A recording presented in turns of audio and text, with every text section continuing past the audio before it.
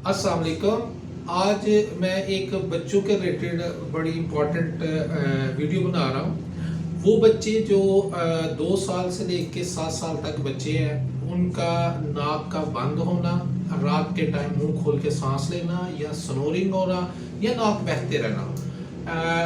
आज इंशाल्लाह इसकी मैं वजूहत भी बताऊंगा और एंड पे इसकी ट्रीटमेंट भी।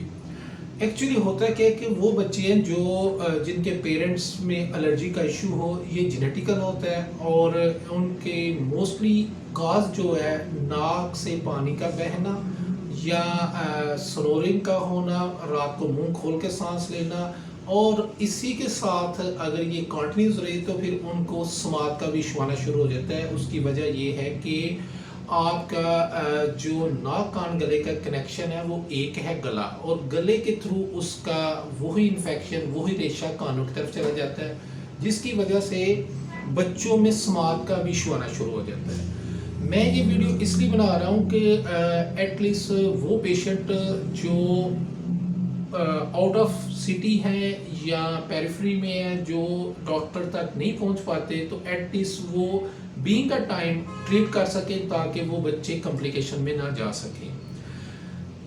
एक्चुअली करना क्या है ऐसे बच्चों के लिए? अगर तो वाकई उसको फीवर नहीं है या फीवर के साथ कोई और मेडिसिन वो यूज़ नहीं कर रहे किसी डॉक्टर की, जैसा कि न्यूरोलॉजिकल कोई मेडिसिन ले रहे हैं या कोई फिट्स का इशू है, या इसके अलावा कोई ऐसी मेडिसिन ले रहे हैं जो 2 3 4 माह से कंटिन्यूस चल रही है, तो फिर आप चाहे ये मेडिसिन आपने ये यूज़ नहीं करनी, क्योंकि समटाइम ड्रग इंट्रैक्शन हो सकता है। मोस्टली ये ड्रग सेव है जो मैं बताना चाह रहा हूँ। सिंपल करना क्या है कि ऐसे बच्चों का जो एलर्जी के इशू हो, नाक बहता रहे, लाइक जो मैं सारी बातें बता रहा हूँ, स्नोरिंग करता हो, तो प्लस उसको फीवर हिस्ट्री ना हो, क्योंकि वो अगर फीवर है तो फिर उसको बैक्टीरियल इन्फेक्शन हो सकती है, फिर उसकी ट्रीटमेंट ही डिफरेंट होगी। बेटनीसोल नेजल ड्रॉप मिलते हैं, ये आम मिल जाएंगे आपको। बेटनीसोल बच्चों में हम बहुत यूज़ करते हैं। तो बेटनीसोल नेजल ड्रॉप 2 साल से लेके 5 साल या 7 साल बच्चे तक हम यूज़ कर सकते हैं। ये सेफ हैं। 2 ड्रॉप नाक में, एक साइड पे 2 ड्रॉप डालें, फिर दूसरी साइड पे 2 ड्रॉप डालें, सुबह दोपहर शाम लटा के बच्चे को। इसी तरह सिरप मिलता है रिचिक्स या सिरप सॉफ्टिंग या सिरप जॉर्डन डी।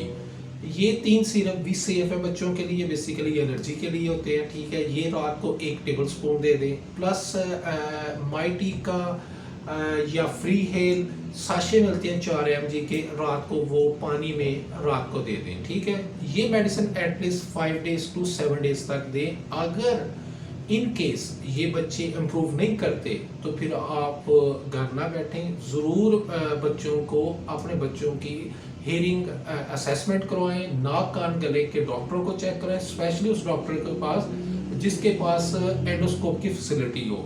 क्योंकि अगर आप इसको टाइमली चेकअप नहीं करवाएंगे, टाइमली डायग्नोज नहीं कराएंगे, तो अल्टीमेटम वो हियरिंग इम्पेयरमेंट की तरफ चले जाएंगे। ऐसे बच्चे स्मार्ट उनकी जो है ना डिक्रीज हो जाएगी। तो ये था एक मेरा पब्लिक मैसेज सबके लिए। Thank you very much.